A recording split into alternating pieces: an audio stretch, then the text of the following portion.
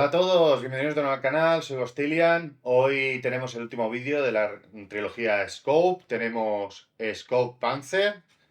No sé si deciros que es el mejor de la saga, yo creo que cada uno de los tres son muy diferentes. Y yo por mí, yo es que no podría elegir uno. Yo tengo los tres y por lo tanto soy feliz, puedo ir variando de uno a otro, pues es que no tiene nada que ver uno con el otro. Veréis que este Scope Panzer en sus reglas avanzadas puede ser más complejo que los demás, pero espero que este tutorial también sirva para que os quede claro cómo se juega. Sin más dilación, vamos a la mesa a ver cómo se juega este Scope Panzer. Pues empiezo con este Scope Panzer. Vais a ver que el modo básico es muy sencillo, como los otros Scope, y después con el modo avanzado sí que es verdad que este Scope Panzer pues, nos mete bastante cañita y bastante elementos nuevos. Para empezar, montamos la partida. Como en el resto de Scope tenemos unos escenarios iniciales en el que podemos escoger escaramuza, batalla o gran batalla, y en función del escenario pues vamos a poner una matriz de cartas. Como veis he puesto escaramuza, que son 4 por 6. A un lado tenemos el americano y al otro lado tenemos el jugador alemán. Además vamos a tener como máximo 4 unidades por escuadra, después veremos qué es esto, y 12 puntos por escuadra. O sea, cada uno de los tanques de las unidades vamos a poder tener hasta 4 y como máximo van a tener que sumar estos puntos. Entonces, en primer lugar, como os decía, montamos el terreno de juego y en segundo lugar montamos las escuadras. Pues por ejemplo, jugador aliado coge su mazo de cartas, como veis, por un lado son las unidades y por el otro lado es bosque aliado, porque significa que ese bosque está controlado como mínimo por infantería, pero no sabemos si hay tanques o no. Como veis, las cartas de terreno vacío, por un lado son del jugador alemán y por el otro lado del jugador americano. Esto es el bosque, digamos, la casilla de bosque vacío, tengo aquí la pila preparada. Entonces, ¿qué hacemos en esta primera fase? Pues como tenemos como máximo 4 unidades y 12 puntos, no podemos tener más de 4 unidades, podríamos tener menos, pero tenemos que tener justo 12 puntos. Pues por ejemplo, yo qué sé, el jugador americano descarta todas estas, se queda con estas 4, que son 2 Shermans y un M36 Jackson, y en total son 12 puntos, 4, 4 y 4. Esto lo elige en secreto, así que lo dejamos boca abajo aquí. Y el alemán elegiría también 12. ¿Qué pasa? Que puede hacer una elección más asimétrica. Por ejemplo, pues elige un Tiger, que son 6 puntos, que es el tanque más potente de los alemanes. Y, por ejemplo, pues cogeríamos un Panzer 3, que son 3 puntos, y un Pak 40 y un Panzer Krieg, que son los bazookas, que serían 3 puntos más, así que con esto haríamos 12, y serían 4 unidades, así que todo correcto. Las dejamos boca abajo porque es secreto. Entonces, ¿qué sería lo siguiente que tendríamos que hacer durante el montaje? Pues desplegar las unidades. Así que cada uno de la fila más cercana a su lado colocaría los tanques. Por ejemplo, el jugador aliado pues tiene 3 tanques, cogería las 4 de bosque de su lado, quitaría 3 de bosque que evidentemente va a sustituir con los tanques y lo colocaría con cuidado de colocarlo por la cara correcta. Entonces, por ejemplo, colocaría los tanques de esta forma. El jugador alemán, fijaros que no sabe dónde los ha puesto, ¿eh? En el caso del jugador alemán, pues quitamos las 4 de terreno porque va a colocar 4 unidades. Y estas 4 unidades, pues las coloca, yo que sé, el Tiger pues lo quiere en el medio junto con el Panzer. Y estas unidades que son más débiles, pues las ponen en los flancos, por ejemplo. Y ahora tendríamos lo que es prácticamente acabado el despliegue. Finalmente prepararíamos las fichas, las cartas de disparo, que son estas 8 cartas, simplemente las dejaríamos al lado y cuando veamos el tema del combate veremos cómo se usan. Así que tenemos al lado del tablero las de disparo y las de terreno vacío. Y con esto ya podríamos comenzar a jugar la partida. Como en todo Scope, pues se va jugando en turnos sucesivos. En este caso siempre empieza el jugador americano, es el que tiene la iniciativa. Estamos situados justo después del desembarco de Normandía, así que el americano es el que tiene la iniciativa en este momento de la guerra. Jugará primero. Entonces, como veis, las cartas van a permanecer ocultas, a menos que un jugador le dé la vuelta a una carta o a una carta enemiga, que se van a quedar boca arriba, salvo que el manual nos indique lo contrario. ¿Qué podemos hacer? Pero tenemos la acción de mover. Mover funciona igual que en Stalingrad y los submarinos del U-Boat. Seleccionamos un cuadrante totalmente controlado por nosotros. Por ejemplo, en el caso americano, pues podría ser esto, podría ser esto, podría ser esto. No hace falta que hayan unidades. Representa que estas secciones de bosque están controladas como mínimo por infantería. La infantería no va a disparar, van a disparar solo los tanques y tal, pero esto representa que aquí hay infantería. Bueno, por ejemplo, queremos mover estas 4 cartas, pues tomamos las 4 cartas, las miramos y, por ejemplo, bueno, pues queremos avanzar los tanques directamente. O podríamos estar faroleando. Esto ya cada uno como lo vea. Esto sería otra opción. Otra opción sería explorar, que sería como la acción de mover, pero con un cuadrante parcialmente controlado. Tenemos que tener al menos una de las cartas controladas de ese cuadrante. Por ejemplo, podríamos elegir estas 4. Fijaros que no hace falta, los tanques están aquí atrás, pero no hace falta que los tuviera, los puedo tener. Entonces, aquí el alemán, por ejemplo, haría tal que así. En el caso de no encontrar ninguna tropa enemiga, pues cogería las 4 cartas y haría una acción de movimiento. Pero en el caso, vamos a poner este ejemplo así. En el caso de que explorara estas cartas, levantaría este cuadrante entero. Y si encuentra un tanque enemigo, lo que hace es dejar de nuevo las cartas que eran al principio de turno propiedad del rival, dejarlas de nuevo boca arriba.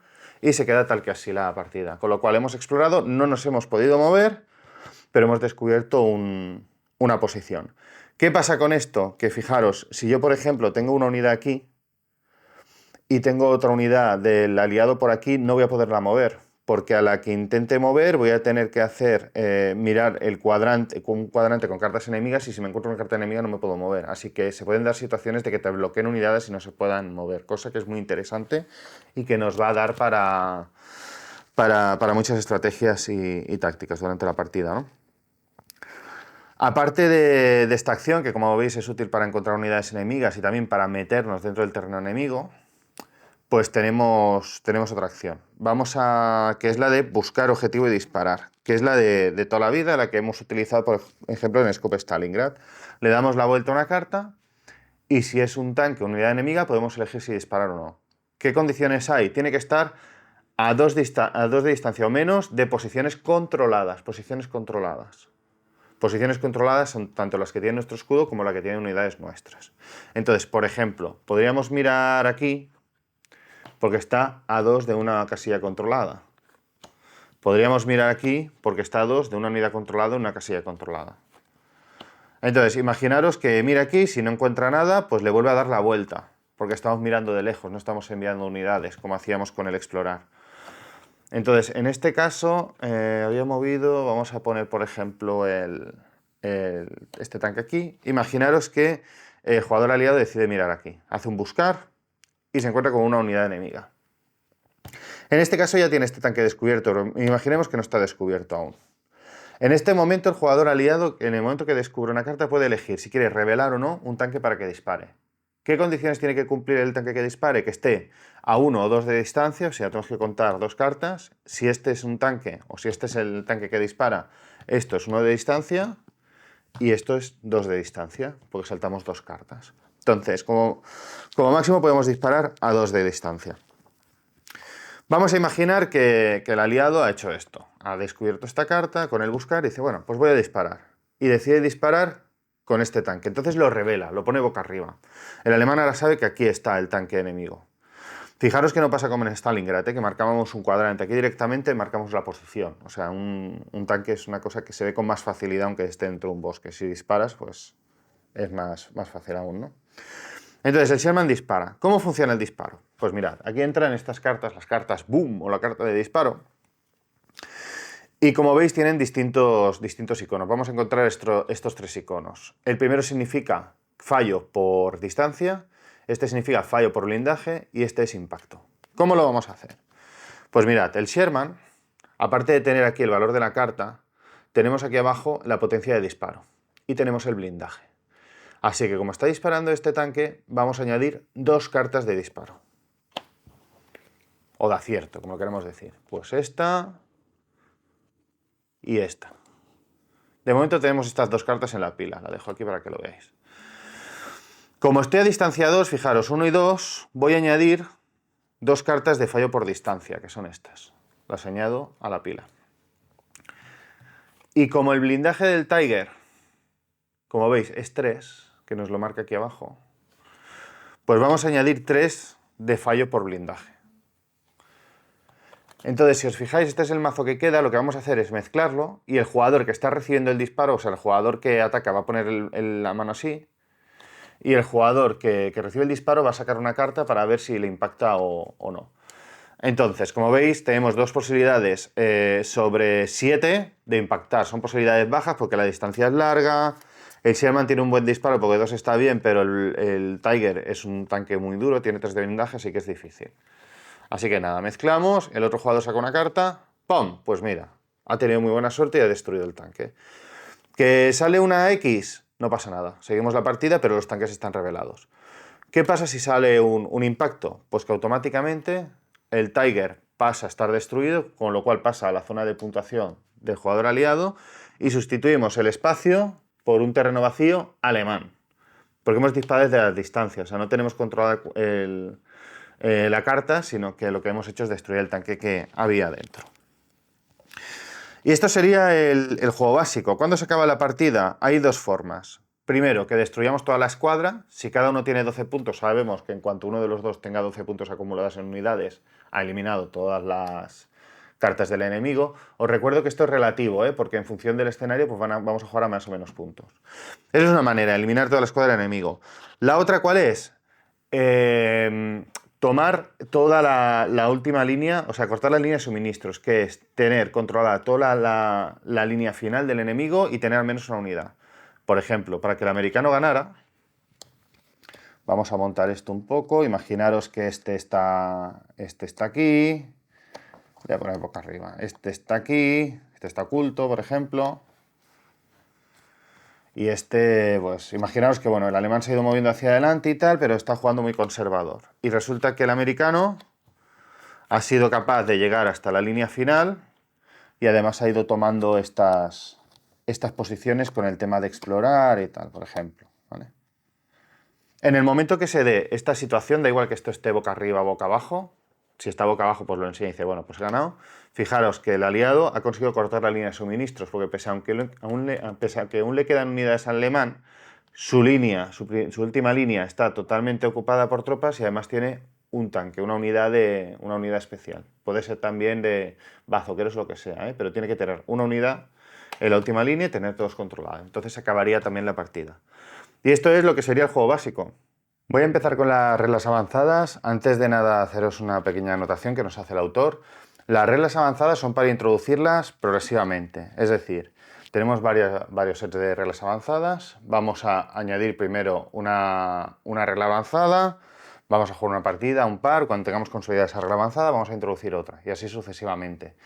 Si metemos todo de golpe, a lo mejor es mucho lío, y como son partidas cortas, lo podemos ir haciendo perfectamente, incluso en una tarde, ya poder haber introducido todas las normas.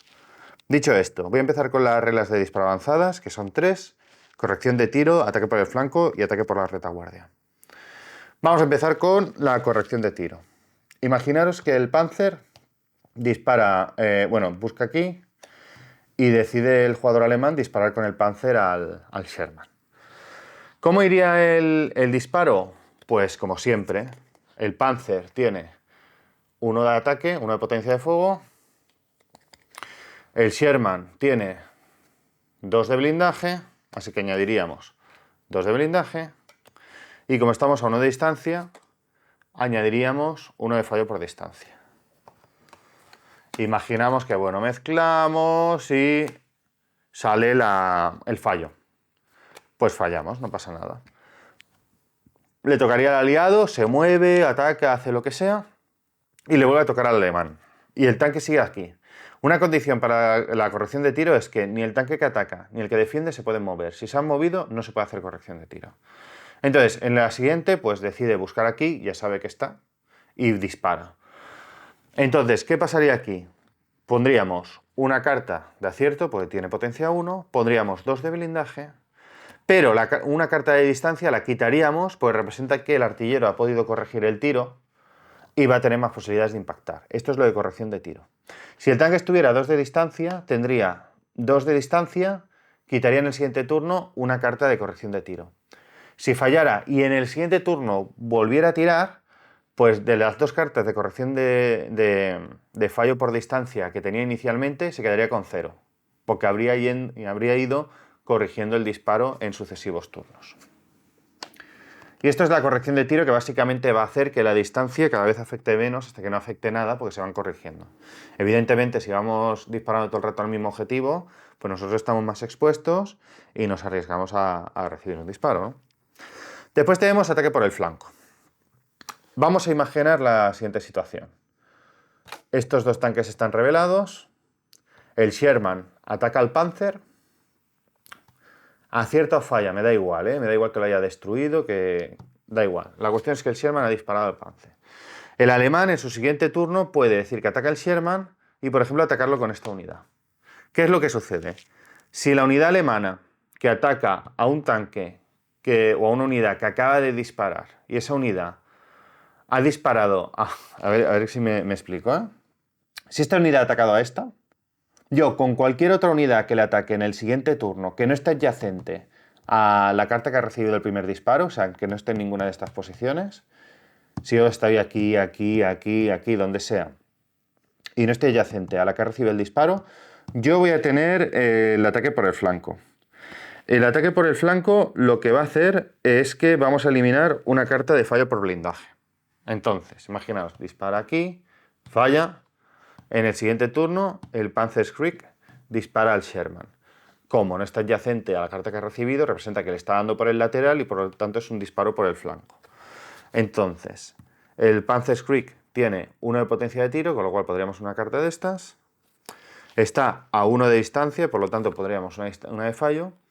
Y el Sherman tiene 2 de blindaje, pero como estamos disparando por el flanco, solamente se pondría una sola carta. Con lo cual, fijaros, ahora tenemos una posibilidad entre 3 de impactar en lugar de una entre 4, con lo cual el porcentaje ha subido bastante. Y esto sería el ataque por el flanco. Otro disparo que podríamos hacer con las mismas condiciones, bueno, un poquito diferente, es que imaginaos que el Sherman dispara al Panzer, es como si estuviera el tanque orientado hacia allí, ¿vale? Si el jugador alemán es capaz de en el siguiente turno disparar con una unidad que esté por la retaguardia del Sherman, que eso significa que si el Sherman dispara para aquí, pues tiene que estar en esta diagonal para atrás, da igual que esté a 1 o 2 de distancia. Si el Sherman dispara para aquí, pues el otro debería estar por detrás. Entonces, en este caso, imaginaos, el Sherman dispara al Panzer, falla o acierta, me da igual, la cuestión es que se ha orientado hacia allí, y en el siguiente turno hay un PaK 40 y unos alemanes aquí escondiditos que van a disparar al Sherman. ¿Qué pasaría? En este caso son 2 de potencia de fuego, ya se lo encuentro, imaginaros, 2 de potencia de fuego, está a distancia 1, con lo cual 1 por fallo de distancia, y en principio el Sherman tiene 2 de...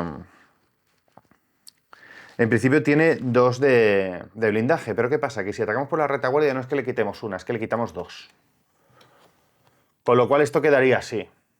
Fijaros que además esto lo podemos incrementar más, porque si fallamos, si en el siguiente turno al Sherman se le ocurre volver a disparar al Panzer, que ya os digo yo que no es lo más aconsejable en esta situación, porque esto es un desastre, si el Sherman volviera a atacar al Panzer, el PaK 40 volvería a disparar por la retaguardia y además con la corrección de disparos sería éxito asegurado. O sea, le acertaría seguro.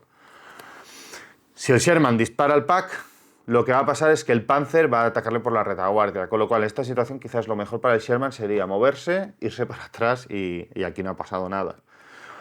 Y esto serían las reglas de disparo avanzadas. Ahora vamos a las reglas de tanques avanzadas. Aquí la cosa ya se comienza a poner más tricky, pero bueno, se supone que ya hemos consolidado el tema de los disparos especiales por los flancos y tal. Entonces, ¿cómo funcionan las reglas avanzadas de tanques? Empezamos por los carros ligeros. Tenemos carros ligeros, carros medios y carros pesados.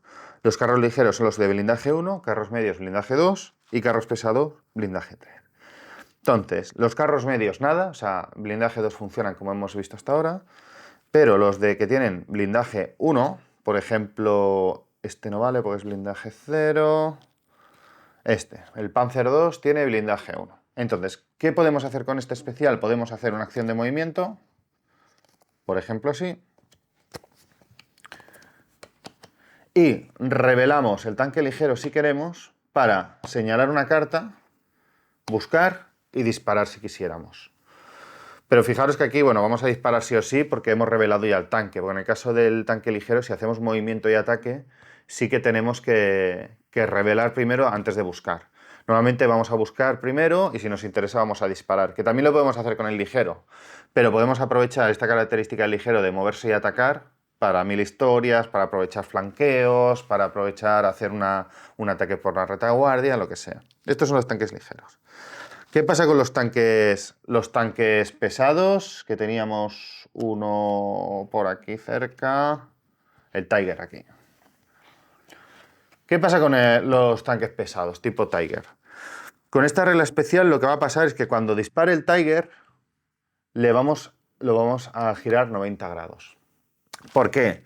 Porque vamos a tener prohibido mover esta unidad en el siguiente turno. Al final del siguiente turno la volvemos a enderezar. ¿Qué pasa? Que no se puede mover. Entonces, si yo hago, por ejemplo, en el siguiente turno movimiento de este cuadrante, yo lo podría hacer, pero lo que no voy a poder hacer es mover el Panzer que tengo girado. Entonces, al final de mi turno, pues ya podemos volverlo a poner en su sitio. Sí que puede disparar, o sea, aunque esté girado sí que puede volver a disparar, pero entonces al final del turno no lo enderezamos, sino que se sigue girado porque no puede disparar y moverse en el siguiente turno. Y es la forma de acordarnos de que ese tanque había disparado.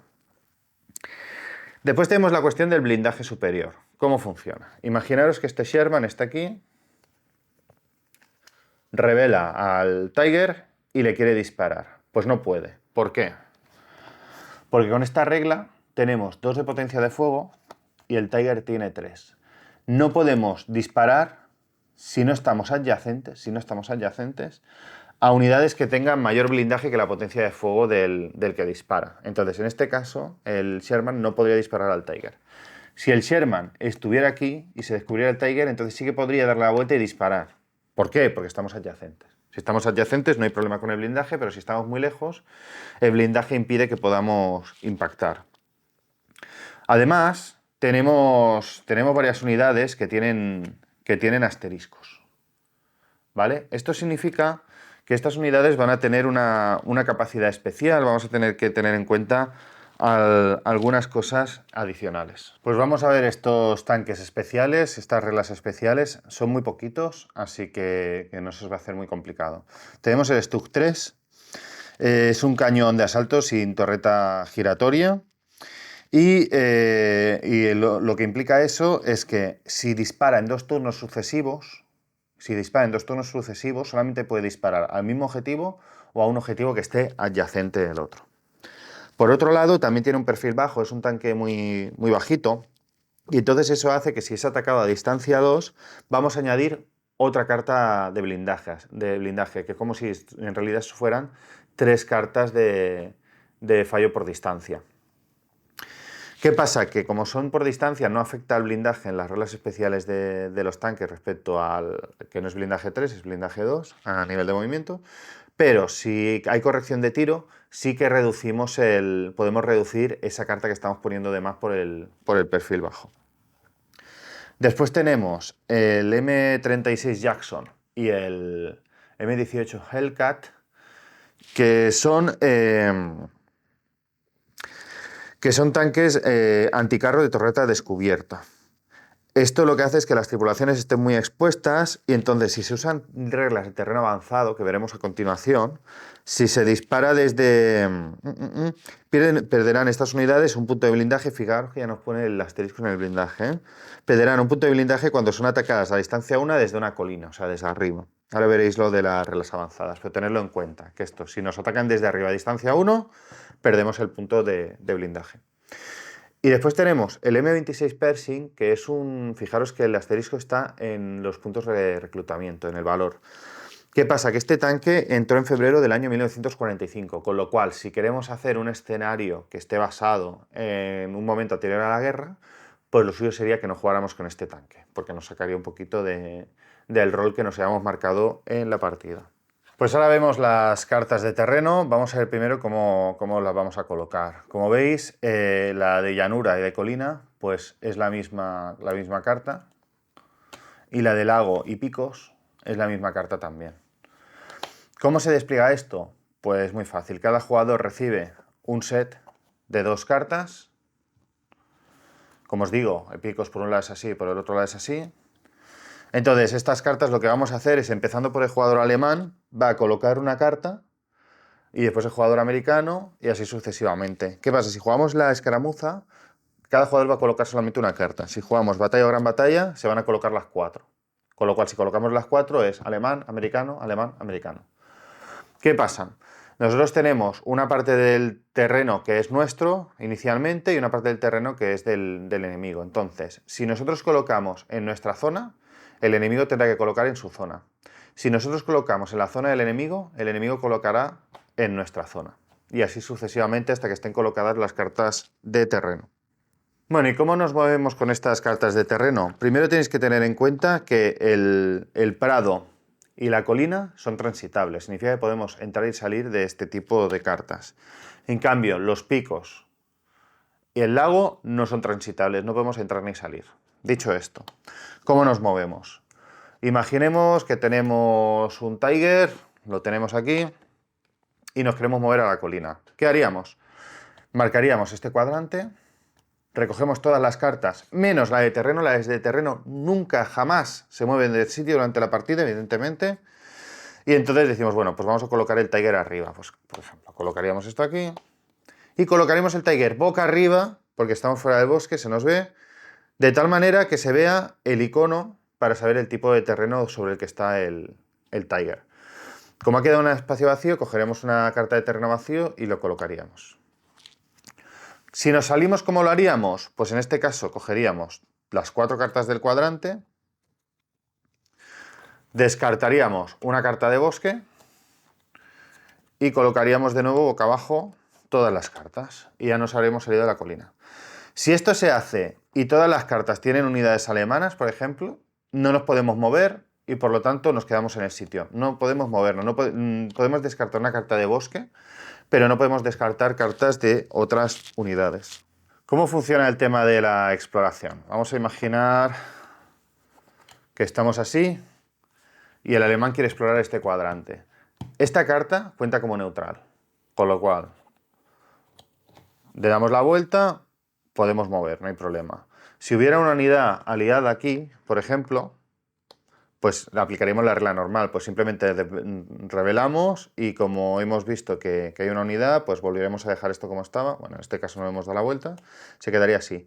Si esta unidad estuviera aquí, fijaros que yo ya puedo explorar, pero lo que no voy a poder hacer es moverme después, porque constaría como que ahí está esta unidad bloqueando, con lo cual miraría y volvería a dar la vuelta, porque en ningún caso, aunque el terreno sea neutral, hay una unidad y por lo tanto el terreno deja de ser neutral y pasa a ser del enemigo y además con una unidad. El terreno también nos va a molestar en la línea de visión, si es un terreno elevado. Fijaros que tenemos terrenos elevados, tenemos las colinas y los picos, y después tenemos los lagos y los llanos. Los llanos lo único que hace es que se va a ver la unidad que está ahí, pero como son llanos no nos interrumpe la línea de visión. ¿Qué significa esto? Que si está esto aquí o el lago no va a haber problemas de línea de visión, pero si tenemos esto o esto, sí que nos va a interrumpir la línea de visión. ¿Cómo se interrumpe? Si estamos a 1 de distancia, siempre nos va a interrumpir las 3 que están en dirección contraria al terreno. ¿Qué significa esto? Que este Sherman no puede disparar aquí, ni aquí, ni aquí, ni buscar. Esta línea de visión está cerrada. Si el Sherman estuviera aquí, fijaros que estoy poniéndolo en territorio alemán, pero bueno, ya me entendéis. Si el Sherman estuviera en esta posición, no podría disparar ni aquí, ni aquí, ni aquí. Fijaros que son siempre las 3 contrarias.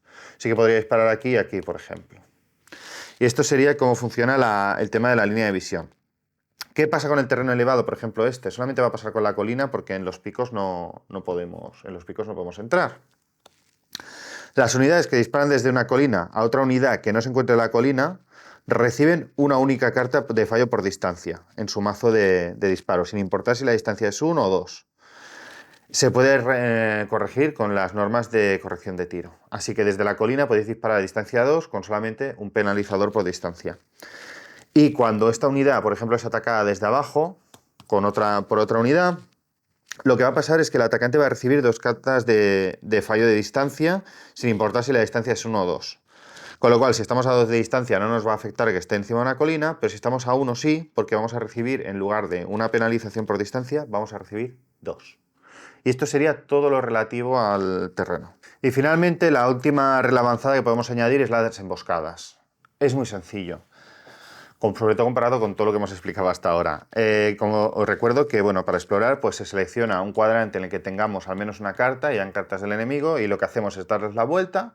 Si no hay ningún enemigo, podemos mover. Si hay algún enemigo, pues dejamos los enemigos boca arriba y el resto de fichas de terreno lo podemos dejar como estaban. ¿Qué pasa con la regla de las emboscadas? Imaginaos que el alemán decide explorar este sector de aquí. Entonces, ¿qué haría? Pues lo de siempre, dar la vuelta. ¡Pum! Como se ha encontrado una unidad enemiga, esta la voy a dejar boca abajo. Pero como estamos jugando con la regla avanzada de emboscadas, el jugador alemán debe dar la vuelta a todas sus cartas para mostrar las unidades. Si no tuviera una unidad, pues le vuelve a dar la vuelta, ¿no? Pues simplemente dice, mira, aquí no hay nada.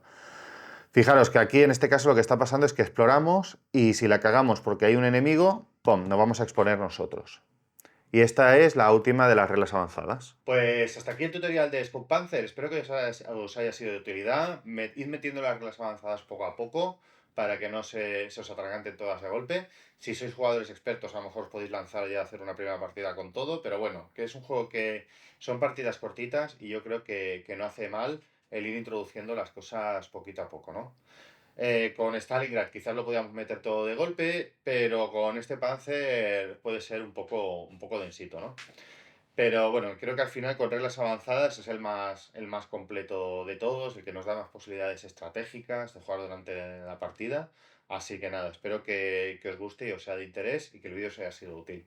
No quería cerrar el vídeo sin darle las gracias a Juan Nacher, al autor de la trilogía Scope, porque creo que ha hecho un trabajo estupendo, que además son juegos que para introducir en los wargames a gente que no ha jugado nunca a un wargame y que le apetece, que a lo mejor no está gente que no está acostumbrada a jugar partidas largas y tal, pues son una gran opción, ¿no? Tenemos un juego, un Scope Stalingrad que es más casual, pero de francotiradores y te introduce un poco de temática, el Scope U-Boat que te mete en temas navales y con submarinos y tal, que es muy chulo, y este Scope Panzer pues que nos da ya otra posibilidad totalmente distinta, que es el de mover los tanques, disparar, calcular, hacer las correcciones de tiro, mirar, intentar flanqueos. Entonces, cada uno son extremadamente diferentes, extremadamente fáciles de aprender, y espero que los tutoriales os hayan sido útiles y de nuevo, pues eso, darle las gracias a Juan Nacher y a Dracoideas por traernos estos scopes.